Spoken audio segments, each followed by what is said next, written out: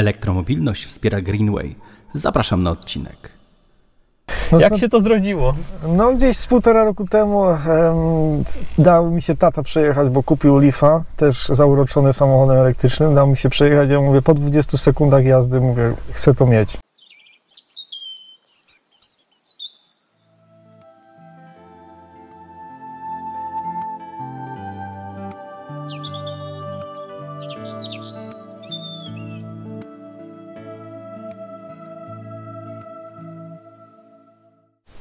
A jak zawsze w tym momencie zachęcam do subskrypcji, będzie więcej materiałów, do pozostawienia jakiegoś komentarza, łapki. Będę wdzięczny za wszelkie formy wsparcia, tak żeby algorytm zauważył, że moje filmy istnieją na YouTubie.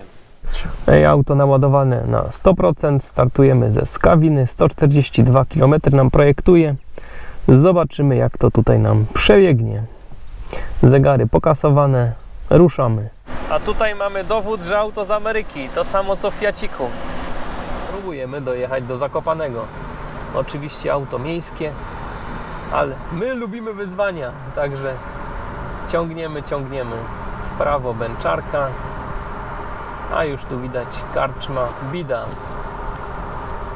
Jedziemy samochodem ze zdecydowanie najmniejszą pojemnością dostępną w stosunku do zużycia, a tu nie ma korka. A korki dla elektryków dobrze robią. Także takie wiadomości z trasy. Przejechane 50 km, zużycie na razie około 14 i minęliśmy Rabkę. Po prawej tutaj jest takie muzeum, jakieś kolejnictwa. Będziemy się spindrać do góry. Zużycie jak na razie to 13, przejechane 61 km. Taka fajna pogoda. Tutaj skrzep na Czarny Dunajec, jakby ktoś chciał ominąć korki na Zakopiance, natomiast na szczęście dzisiaj nie ma źle z korkami. Więc jedziemy dalej. Tak to prezentuje się na początku podjazdu. No i jedziemy znowu w koreczku. Tutaj na poprzednim filmie takie ciekawe sprzęty jeździły. O, teraz też jednego tam widzę. Także coś tutaj przed Rzydzawką się ostro dzieje. Będzie nowa Zakopianka. Nam zużycie na razie urosło tylko na 13,7, także generalnie nie ma źle. Jestem w szoku, że da się tak tą 24 Leafem jechać fajnie, no ale trzeba dość wolno jechać. Jakie fajne maszyny. A tu taka ciekawostka, coś czego nie było w naszym Leafie, bo nie ma tego ekranu. Takie zużycia tutaj można zobaczyć, ile nam pobierają różne systemy. W tym właśnie momencie mamy 35 km zasięgu i 35 km do celu. Ale tak jak innymi elektrykami tu jeździłem, nie ma się co przejmować, bo będzie potem długo z góry. Przed nami już widać tam pracujące koparki na budowie Zakopianki. A my sobie tutaj ciągniemy w koreczku pod górkę. I taka piękna pogoda, a my tutaj musimy myć szybę, ale jest zalana Zakopianka wodą, pewnie żeby się nie kurzyło z tej budowy. No i niestety pięknie umyte auto już nie będzie pięknie umyte. A co my tu mamy? Mamy 32 km zasięgu, a LeafSpy nam pokazuje 5,4 kWh dostępne w baterii. No i tu powinien być taki piękny widok na Tatry, ale niestety nie ma, bo Tatry dzisiaj za chmurami, a my mamy przejechane 72 km, zasięg nam urósł do 36. Także dzisiaj jazda ekstremalna. Zastanawiamy się, czy się nie podładować w nowym targu. No zobaczymy, ile będziemy mieli energii, jak dojedziemy do nowego targu. I będziemy za chwilę dojeżdżać do Term. Wyjeżdżamy z Szaflar, wjeżdżamy do Bańskiej Niżnej. A co my tu mamy? My tutaj mamy 80, prawie 6 km i godzinę 37 czas jazdy. Pozostały zasięg 33 km, a LeafSpy nam projektuje, że mamy jeszcze 4,4 kWh. Tak to się prezentuje. No i tak sobie jedziemy i właśnie w tym momencie przy zasięgu 29 km włączyło się low battery i powiedział nam, żeby się naładować, a w akumulatorze 3,8 kWh według LeafSpy'a przy tej sytuacji. Zaobserwowaliśmy, przejeżdżamy przez Biały Dunajec. W lewo na Gliczarów można pojechać, tędy można nawet do Tu jest taka tajna droga, jak ja to nazywam, jak wszystko zakorkowane, to tutaj tą drogą na Gliczarów można dojechać do Bukowiny. Kiedyś tędy objeżdżałem. Pogoda przepiękna, Tatry nie bardzo widoczne, ale tam się pomału przecierają, a nam pozostało do celu jakieś 10 km. Przejechane mamy 92,3. Natomiast jest przed nami jeszcze podjazd, taki około 200 metrów musimy jeszcze pokonać w pionie. To troszkę mnie niepokoi, no ale właściciel jest dobrej myśli, więc trochę dramaturgii musimy do filmu wprowadzić i jedziemy dalej. I właśnie minęliśmy znak, że wjeżdżamy do Zakopanego i jest tutaj tablica po lewej. Zakopane Wita, przejechane 97 km. Za chwilkę będzie Orlen, na którym jest ładowarka, ale my lubimy wyzwania, więc ciągniemy na Greenwaya. Greenway niestety jest w najwyższym punkcie, czyli koło ronda, skąd można dostać się do Kuźnic. Ale z nas już takie chłopaki, że lubimy wyzwania. Jeszcze taka ciekawostka, według LiveSpy 27%, a według komputera pokładowego 18%. Tak to teraz wygląda w tym momencie. Natomiast bateryjka bardzo ładnie zbalansowana, tutaj waha się w okolicach 15 mV. Tak to się prezentuje, a napięcie na celach 3,73, 3,74, także bardzo, bardzo ładnie to wygląda. No i Zakopane nas tutaj wita takim koreczkiem. No i powiedz, Marcinie, jak się jechało? No wspaniale, jest słońce, jest pogoda. Nie sądziłem, że się uda to tak łatwo zrobić, bo według mnie damy radę. 20 km według Nissana, według LiveSpy'a jeszcze też 25% baterii. No zobaczymy, jak to dojedziemy. Ten ostatni odcinek jest kluczowy. Mi się wydaje, że jeszcze z 15 km zostanie. I ostatnie kilometry, ostatni podjazd pod górkę. Skręć w prawo. I zaraz będzie widać nasze Centrum Edukacji Przyrodniczej i stację Greenwaya. No i mamy La Playa, moim zdaniem najlepszą pizzę w Zakopanem, więc jesteśmy już bardzo blisko Centrum Edukacji Przyrodniczej i ładowarki Greenwaya. I co my tu mamy? 14 km pozostało, 103 km i 2 godziny 3 minuty czas jazdy. Tak to się prezentuje. Zużycie 7,6, zaraz to przeliczę na nasze. I tutaj skręcamy na ten duży znak parking. Parking jest płatny, no ale my jedziemy pod ładowarkę, to nie będziemy płacić. Zaraz powinniśmy być pod ładowareczką, powolutku i tutaj musisz się wpasować na swoje miejsce do ładowania. No i wjeżdżamy pod ładowarkę Greenwaya, Zakopanem, Centrum Edukacji Przyrodniczej. Będziemy rozpoczynać nasze ładowanie. I tutaj już Marcin podpiął, a ja tutaj znalazłem w międzyczasie Centrum Edukacji Przyrodniczej. Teraz mamy Shademo 50 kW, dajemy wybierz i za chwilę powinno rozpocząć się ładowanie. Już tam ładowarka kliknęła, pokazała nam, że przywieźliśmy 14% baterii i już ładowanie się rozpoczęło. A Liv nam tutaj już wesoło mruga pierwszą diodką, czyli pierwsze 33% się ładuje. No i mieliśmy zrobić 360 w Krakowie, ale nie zdążyliśmy. No i niestety będzie brudne dzisiaj 360, bo budowa zakopianki spowodowała, że auto wygląda jak wygląda. Ale powiem szczerze, fajnie się prezentuje w tym kolorku. Całkiem mi się to podoba. Tutaj z tyłu mamy 2 foteliki. Jak widać, miejsca całkiem sporo.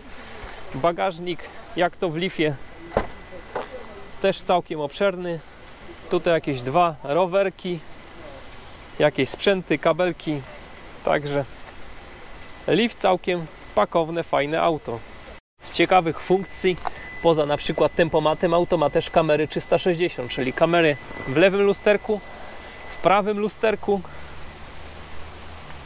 z przodu i z tyłu. Z przodu tu jest pod znaczkiem Nissana kamerka, tu jest w drugim lusterku, no i mamy jeszcze kamerkę, która będzie nas tutaj z tyłu informowała, co się dzieje. No i co my tu mamy jeszcze ciekawego, co zauważyłem w tym aucie, kolega mi kiedyś pokazał, Łukasz. Wchodzimy sobie w menu, wchodzimy sobie w settings, w comfort i tu mamy takie coś jak Intelligent Key Lock Unlock. Jeśli tu damy sobie off, to w tym momencie tracimy całkowicie funkcję dostępu bezkluczykowego. Co jeśli ktoś stracił auto w jakimś rozboju na walizkę? Myślę, że jest fajną funkcją i według mnie powinno być w każdym samochodzie takie coś. No taka ciekawostka w prawie 8-letnim Leafie. Jeszcze takie pytanie, czy to jest Twoje główne auto, czy jeszcze masz jakieś inne samochody? Jak to u Ciebie wygląda historia motoryzacyjna na dzień dzisiejszy? No, jeszcze mam samochód spalinowy, natomiast 95% czasu i wszystkich kilometrów to robimy tym elektrycznym. Po prostu on jest jakby podstawowy, stał się podstawowy. Miał być dodatkowy, a stał się podstawowym, no bo z reguły jak się wsiada, no to od razu się bierze Leafa z automatu. Po prostu się jeździ lepiej i mnie, i żonie. No to tak mniej więcej historia jak i u nas i u wszystkich moich poprzednich rozmówców. Dokupili elektryka jako tam drugie czy trzecie auto i się okazało, że elektryk stał się głównym autem, a te spalinowe to tak jeżdżą jak muszą, a zasadniczo jeździ się na prądzie. No to taka historia. Wiem, że większości trudno w to pewnie uwierzyć, natomiast niestety ta historia jest prawdziwa i to wielokrotnie już powtarzana przez dużo moich tu rozmówców, znajomych i przyjaciół, którzy się przesiedli na elektryki, nie? Teraz mi się wydaje, że więcej podróżujemy z rodziną niż spalinowym. Po prostu jest jakaś większa ochota gdzieś się wybrać za miasto, czy gdzieś pojechać, coś pozwiedzać niż wcześniej. Jakaś większa przyjemność z jazdy i taka ciekawość po prostu, jak się tym podróżuje i gdzie można się załadować, czy można się podładować w jakichś miejscach takich turystycznych i to jest ciekawe w ogóle. No, tutaj mamy taką, że tak powiem, historię, takie moje spostrzeżenie, że no, są auta, którymi dużo się jeździ prościej, ale nawet taki samochód już kilkuletni z zdegradowaną baterią, bo tutaj sprawdzaliśmy, SOH było 70 parę procent i to samochód bez chłodzenia baterii, przywieziony z Ameryki, że tak powiem, najgorsza opcja. San Francisco, bo Kalifornia, gorący klimat. To jest najgorsza możliwa opcja, czyli samochód bez chłodzenia, z ciepłego klimatu i dalej można cieszyć się z jazdy, korzystać z niego i mieć oszczędności. No wiadomo, głównie jest to auto miejskie i do tego służy i tu musisz chyba potwierdzić, że głównie jeździsz po mieście i tutaj wokół komina. No, raczej do Warszawy codziennie nie wyjeżdżam w tym samochodzie, chociażby się nie dało. To coś, co zauważył tu Mirek bodajże, że trzeba auto dopasować do własnych potrzeb i wtedy nie ma problemu zasięg czy tam cokolwiek innego. No po prostu musimy dopasować auto do własnych potrzeb, własnych oczekiwań, własnych możliwości i wtedy każde auto może być dobre. A czasami najlepszym wychodzi, że z tego jest elektryk, ale mówię, nie dla każdego i niech każdy policzy sam. Nie ma co generalizować i polemizować z tym, że dla nas najlepsze są elektryki, bo dla nas, według naszego Excela, są najlepsze, według naszych założeń. Ale nie dla każdego tak musi być i w porządku. Natomiast jeśli ktoś chciał komentować to, co opowiadamy, to proszę o takie zdanie. Moim zdaniem u mnie to wygląda tak. No i jest ok, no i mamy pole do dyskusji. Natomiast nie na takiej zasadzie, że tam głupoty opowiadamy, bo nie opowiadamy głupot, tylko pokazujemy, jak żyjemy z autami elektrycznymi i my z tego jesteśmy bardzo zadowoleni, więc czemu by tego nie pokazywać? No takie mamy hobby, nie? Tak. Nie wiem, czy tak można to powiedzieć, tak jest, zgadzam się. Ale tak nas rajcuje ta jazda elektrykami, że postanowiliśmy się tą wiedzą podzielić i patrząc na to, że 95% statystycznie jest łapek w górę, to myślę, że robimy dobrą robotę. Mam nadzieję przynajmniej. Także tam odpowiednio łapką w górę ocencie ten film.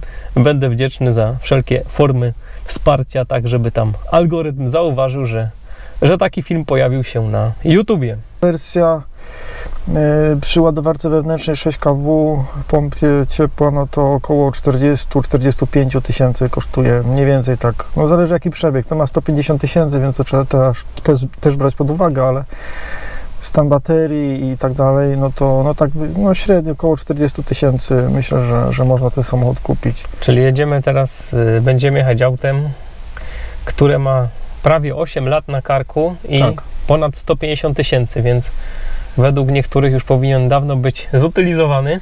Jakie masz typowe zużycie takie z jazdy? Takie, bo rozumiem, że głównie po Krakowie jeździsz, nie? Głównie Kraków, znaczy mieszkam pod Krakowem jakieś 15 km, więc do Krakowa przedszkole, sklepy, praca, powrót, jakieś znajomi.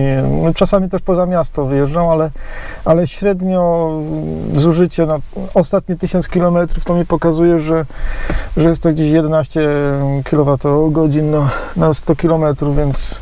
No to powiem Ci, że zacny wynik, bo Nasz Leaf to tak bardziej koło 13 się waha, no ale to wszystko zależy kto jak jeździ. Staram się raczej nie jeździć agresywnie. Jak widzę, że za 500 metrów są światła uliczne, no to nie przyspieszam, żeby je hamować później i tak dalej, więc jak dojeżdżam do skrzyżowania, to też odpuszczam, daję sobie na rekuperację B, a jak ruszam, no to D. No nie ruszam z piskiem opon, jazda zgodnie z przepisami, autostradami też się wiele nie poruszam, ale to nie jest tak, że w ogóle nie jeżdżę autostradami, bo i na Podkarpacie ta A4 i to też się zdarza, więc takie średnie z tymi wyjazdami różnymi, no to właśnie jest takie. No w zimie może być troszkę gorzej, ale jest to, mi się wydaje, dość średnia. Mi się wydaje, że z całego roku około 14 mi wychodzi, 14-16. No to dobry wynik. A jak to ładujesz? Bo podejrzewam, że tak jak wszyscy, czyli w garażu. Na 230 ustawiony timer z Castoramy za 6 zł, gdzie mi sam reguluje, w których godzinach mi się włącza ładowanie, poza jakby moją ingerencją, więc taryfa nocna 13 do 15 i w nocy od 22 do rana. Więc jak przyjeżdżam, podłączam, to jest 3 sekundy i on już sobie sam ładuje wtedy, co jest tanio, a jak jest słońce czy weekend, no to wiadomo, że mogę sobie ładować jak jest. Czyli co, takie naładowanie do pełna jakaś piątaka, to co, masz piątaka, jedziemy do Zakopca, tak? No nawet taniej, bo jeszcze fotowoltaika to czasami na fałowniku mi pokazuje 3500 W, mi generuje, akurat auto bierze troszkę mniej, więc to po prostu jest nic nie oddawane do sieci, tylko od razu brane, więc za 0 zł można się przejechać w góry. No ale za piątkę można się naładować i pojechać w góry, no to tym... Bateria ma... Ale fizycznie coś robiłeś, czy nic nie robiłeś tak, żebyś musiał coś wymienić, coś Znaczy, no się właśnie ten filtr kabinowy wymieniałem. Filtr kabinowy, no czyli taki standard. No, Filtr kabinowy to jest coś, co wszyscy w elektrykach narzekają, że to trzeba ciągle robić filtr kabinowy. Osobiście przez te 1,5 roku nic nie musieliśmy, żeby coś za własne pieniądze jakieś dokładać do niego, natomiast przy spalinowych to na pewno już bym coś miał, bo historia moich przy spalinowych naprawach to jest, można książki pisać, łącznie z wymianą silnika i no to się cieszę, bo to daje to oszczędności.